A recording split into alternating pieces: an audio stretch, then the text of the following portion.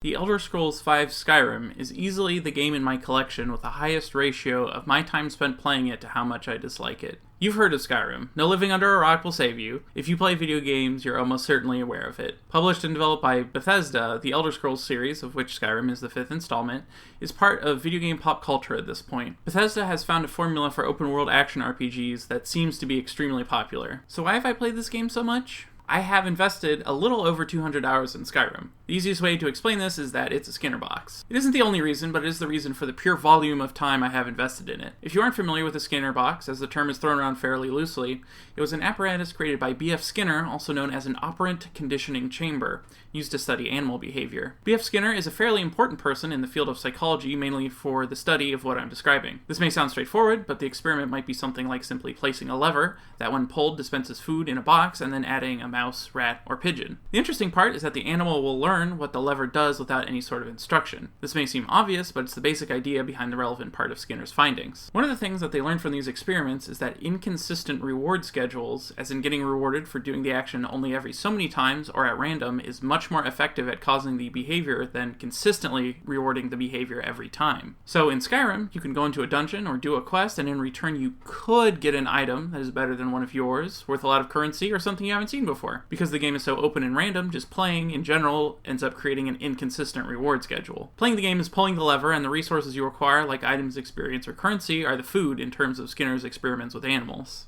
Add in how the game barely, if ever, restricts you from doing much of anything, and it's easy to just keep playing to get to the next chance at pulling the metaphorical lever. So you can see how it resembles a Skinner box and why the term might be thrown around in regards to computer games. Gambling, especially slot machines, are common examples of a random reward schedule that has been proven extremely effective. While you could make the comparison between computer games with randomized content and gambling, I don't think it would be entirely fair. Unless you're specifically talking about freemium games, but that is another topic entirely. Now, one thing I really want to stress is that Skinner boxes are not evil, bad, or only participated in by idiots. If you enjoy Skyrim or another game with a gameplay loop that resembles it, you aren't being tricked or enslaved by your psychology. Although that is part of the reason I have played as much as I have. Many computer games are meant as entertainment either partially or entirely, and there's nothing wrong with engaging in something that has such basic psychological appeal. At the very worst, you can say that it's manipulative on the developer's part. But again, fun is fun at the end of the day, as long as it doesn't negatively affect other areas of one's life. Skyrim is very good at always having something for you to do without spending much, if any, time waiting to do it. Combine that with the sheer amount of content available, and it's very easy to sit down and just do stuff for hours on end. I have mixed feelings about my time with the game personally, because while I did play it and it was engaging, I never felt like I was being rewarded for my time invested. So that's why I've played it. Why didn't I like it, you may ask? The short answer is that Skyrim is trying to be something I don't care for. Whether or not Skyrim is a good game, what it sets out to do does not appeal to me. Skyrim and recent Bethesda games in general seem to set out to empower the player and give them as much freedom as possible. Skyrim is a game about fun. Bethesda wants the player to be engaged and enjoy their experience, and to do this, they impose as few roadblocks as possible. Once you finish the tutorial, the game gives you an objective, which is optional, and the entire game space is open to you. Of course, there are some rooms or areas which require some sort of key or mechanical equivalent, but you can go anywhere in the region. The problem with this is that challenging the player generally opposes this empowering and free design philosophy. Not just in terms of raw mechanical difficulty, but with the complexity of the game, the level design, and even the story. This creates a common problem with Skyrim and Bethesda in general to a lesser degree. Designing the game around player freedom with a mechanic that enables it, but creating many unfortunate side effects. To allow for this to be possible, they implemented a system which causes every area to scale to the player's level. This system works worse and worse the farther you get into the game. Oblivion, the game which Skyrim is a sequel to, had a similar system, except that in Oblivion, absolutely everything scaled to the player's level. This created all sorts of problems, from breaking the difficulty to destroying the game's economy. So in Skyrim, they added some limitations. Some enemies which appear outside in the overall region have fixed levels, specifically some animals and bandits, and as well, locations have a range, which means they can only be so low or so high of a level. Now this does address some of the problems Oblivion had. It does actually create a situation where you can't as easily go to some locations. Unfortunately, it does not address the main issue I have with that kind of system, as well I can't help but feel it's a shortcut to create more content. Skyrim, both with enemies and items, can but doesn't necessarily create content based on player level. A dungeon will contain a certain type of enemy, and every type of enemy has variations for every level range. Every type of item has something called a leveled list, which sorts the items based on their level appropriateness. So any given area is an amalgamation of points at which the computer is told to insert something that matches the player's level, unless they're outside of the level range for the area. though there are places where the developers pick specific items to always be present. This homogenizes most of the game, especially considering that all of the inside spaces are made from sets of pieces made to fit together. It's like the spaces were meant to be randomly generated, but they're static. Not only does this cause every type of area to feel the same, but it means there are very few meaningful reasons to go to many of them. Unless it's one of the minority of areas with a unique item or content that is always found in it, there isn't any reason to visit one over another. One of the few exceptions to this is the words that unlock new shouts, which are always found in specific dungeons. Not only that, but because a computer puts them together, it feels fairly random, and none of these spaces have experiences that feel like they were thought through or designed. Of course, there are some exceptions to this, but they appear more infrequently than the plain dungeons that litter Skyrim. So, all of these things are caused just so that the player doesn't have to worry about whether or not they're ready to take on a space in the game, and there can be a large number of spaces to explore. The way that the game tries to become harder through level scaling mainly just makes things take longer and require more resources. It doesn't help that the difficulty in Skyrim is very strange. It feels pretty good for the first 10 or 15 levels, and then enemies begin getting more and more health, while still increasing the amount of damage they deal and the ways they can attack you. Just playing casually, this can become rather frustrating. However, Skyrim is also too easy because of crafting. But hey, crafting is a common feature in video games now, so you wouldn't want to deprive anyone of being able to do that, right? Even without crafting, the healing system is rather poor. Healing with magic makes sense since you have to do it in real time, and you have a limited resource to spend on it. Potions, which you can craft on the other hand, work instantly while the game is paused from the inventory menu being opened. There's no limitation to how many you can drink either. This means that given enough potions, a character can get past things that should be too difficult for them. Especially considering there are potions for stamina, used to make special attacks, and mana, obviously used for spells.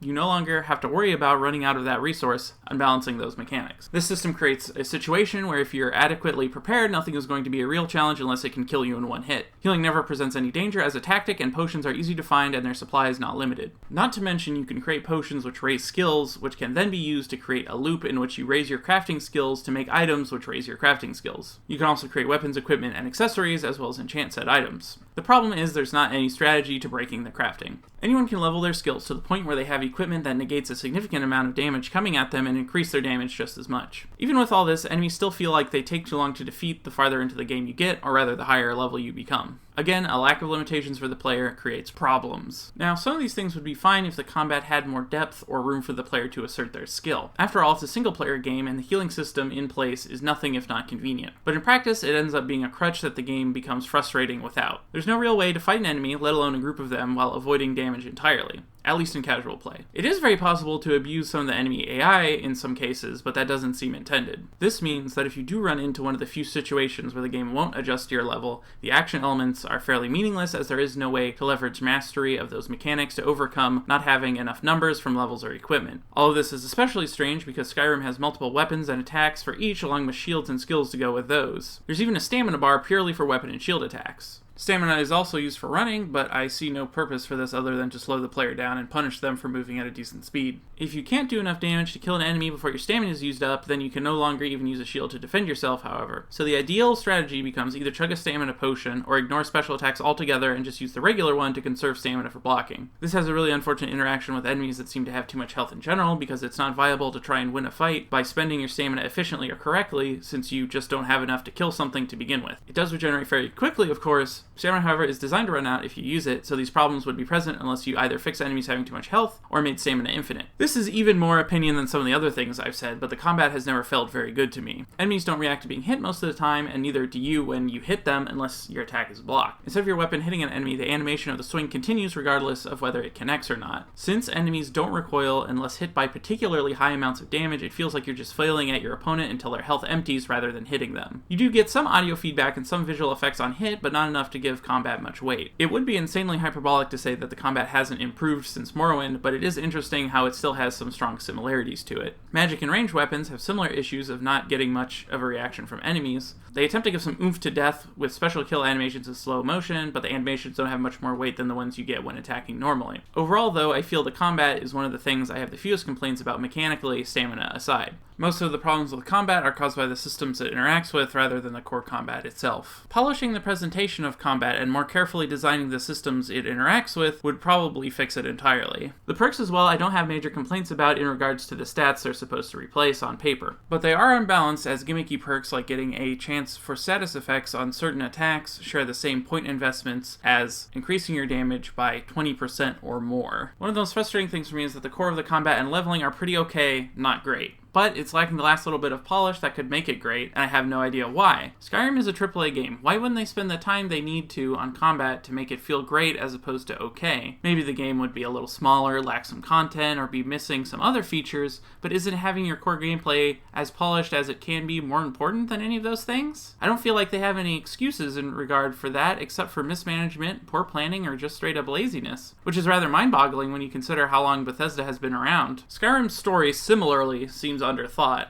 Some of it makes sense from a mechanical perspective, like the player being able to join any faction and rise to the leading position, but it doesn't make it any less jarring. Does a single character really need to be able to do literally everything? The longer you play Skyrim, the more your Dragonborn reaches higher and higher levels of Mary Sue, on top of them already being able to use any weapon, magic, stealth, craft anything, and I could go on. Strangely though, I feel that the player being so unique and special is intentional, and the player is meant to engage with and enjoy being this sort of shallow, overly central person. All of this really just tells me that I'm playing the wrong game. I enjoy plenty of different styles of games, but I need to be engaged by something on some level. Whether that's a straight up mechanical challenge, an interesting story, or just something unique, I need something. Skyrim doesn't really seem to want to challenge its player, not with the gameplay, story, or anything really. It's just a fun toy to play with, not too unfamiliar, and tries to allow you to do whatever you want in an attempt to hold your interest. There's nothing wrong with that. I played the game for over 200 hours, so even if I wanted to say it has no value, that would be hypocritical. I often feel though as if my time spent with Skyrim was not that valuable. I don't feel like I mastered the game, the story isn't anything unique or interesting, it looks nice sometimes, but there's nothing that you can't see in another game. The thing Skyrim does have is lots of content and plenty of progression to attain while progressing through it. I know this probably sounds super negative about Skyrim, and it is. Maybe it's because so many parts are so close to being good, because it seems like core issues with the engine should be fixable with mods but aren't, or getting sucked into the gameplay loop, but it took me way too long to figure out I didn't like the game as a whole, but it's a game I'm often frustrated that I spent so much time with. I wouldn't have played it to begin with if I wasn't getting something out of it, but my conclusion of what the game seems to be trying to do just always seems to rub me the wrong way. If you let me continue, I think much of my ill will is actually because of Bethesda rather than Skyrim itself. Much like how the combat is missing that last little bit, while the graphics don't bother me, the optimization does, at least on PC, which is the platform I played on. It's so bad that modding in HD textures actually causes the game to perform better than with the official HD texture DLC. You can also just get a mod that optimizes the HD texture DLC, which fixes the problem. Again, I have no idea why Bethesda, who's been making video games for 20 years, hasn't figured out how to optimize or make time for it. In terms of the art style, it's pretty unoffensive, standard, slightly stylized realism, executed to a perfectly acceptable degree. The Special Edition of Skyrim just came out, and Bethesda has continued in their pattern of not doing any extra polish. Other than some new graphical effects that have been available through mods for years and running on 64 bits, the game is untouched. Looking into the config files to improve some of the graphics, I personally noticed that many of the default LOD settings are exactly the same as the vanilla version of the game, making the PC version of Skyrim Special Edition free to users who already own Skyrim and all the DLC is an oddly pro-consumer move from Bethesda, although this seems rather unfair in regards to console users who have to buy an entirely new game just to get a graphically better looking version of Skyrim, without any significant changes or improvements. Really, at the end of the day, the thing that bugs me is Bethesda has good ideas, but it seems like either they give up partway through execution or just don't bother to balance or polish them. There are very few things in Skyrim that are outright bad, but it seems like virtually every core element of the game has some issues that seem fairly obvious, at least to me. If Skyrim existed in a vacuum and Bethesda hadn't made the games they did before, as biased as it is, I would probably like it quite a bit more. On the other hand, it's absolutely baffling to me that they make the same mistakes over and over and don't seem to be improving their series as much as making them different from game to game. It doesn't help that on top of that, I can't help but feel that if the games didn't sell so well, they might be better. The fact is, a game like Skyrim seems much better if you spend a shorter amount of time with it. Many of the cracks don't form until you've invested a significant amount of time into the game. I think the real question is whether they need to improve. The answer is that they obviously don't. My biggest pet peeve with Skyrim is both how the average computer game player and professional journalist receives it, as well as Bethesda's games in general. Skyrim is not an awful game. Personally, I would put it around mediocre, but it does things well enough that I can see how some people can look past the flaws and love it. What bugs me is the lack of criticism towards it.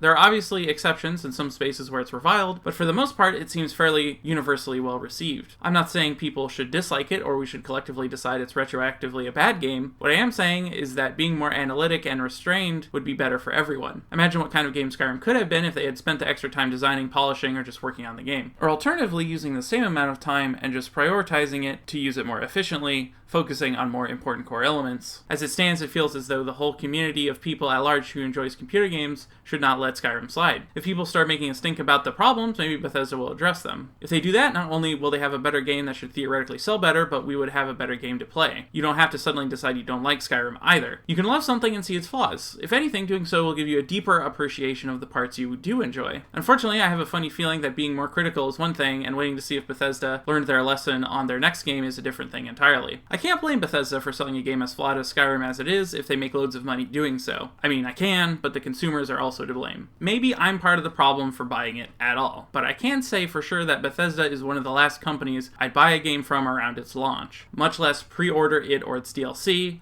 Not that I do that to begin with. Really, that's why I don't care much for Skyrim. Its success represents the lack of restraint computer game players have as consumers in general. Did anything I bring up seem to match your experience with Skyrim? Anything seem the complete opposite? Let me know in the comments. Since this is an opinion piece and therefore based on my experiences and observations, yours may be wildly different and I'd love to hear if that's the case. If you liked my video, subscribing to my channel or sharing it would be hugely appreciated. If you didn't like it, hey, that's fine too. I'm glad you checked it out anyway, and I hope you have a good one.